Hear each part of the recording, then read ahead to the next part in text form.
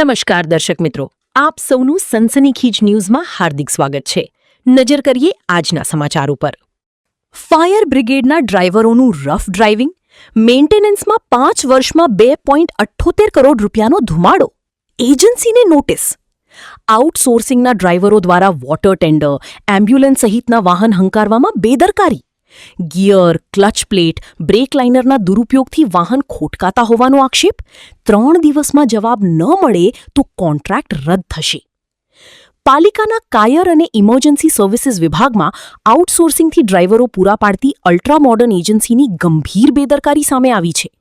એજન્સીના ડ્રાઈવરો દ્વારા વોટર ટેન્ડર, ફોર્મ ટેન્ડર અને એમ્બ્યુલન્સ જેવા કટોકટીના વાહનો ચલાવવામાં દાખવેલી બેદરકારીથી 5 વર્ષમાં વાહનના મેન્ટેનન્સ, રિપેરિંગમાં 2.78 કરોડ જેટલી રકમનો સરકારી તિજોરી પર બોજ પડ્યો છે.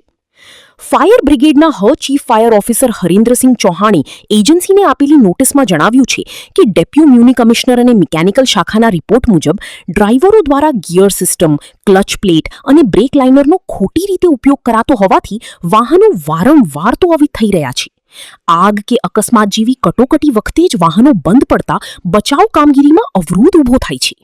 ડ્રાઈવરો પૂર્વ જાણ વગર રજા પર ઉતરી જતા સેવા ખોરવાય છે. 3 દિવસમાં પુરાવા સાથે ખુલાસો રજૂ નહીં કરાય તો કરાર ભંગ ગણી ટેન્ડર રદ કરાશે. સર, શું કહેશો? એજન્સીને નોટિસ આપી છે, શું કામ નોટિસ આપવા?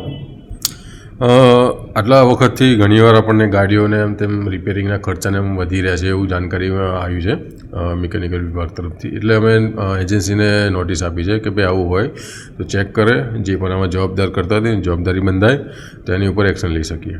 ડ્રાઈવરો છે કે પછી કોણ છે?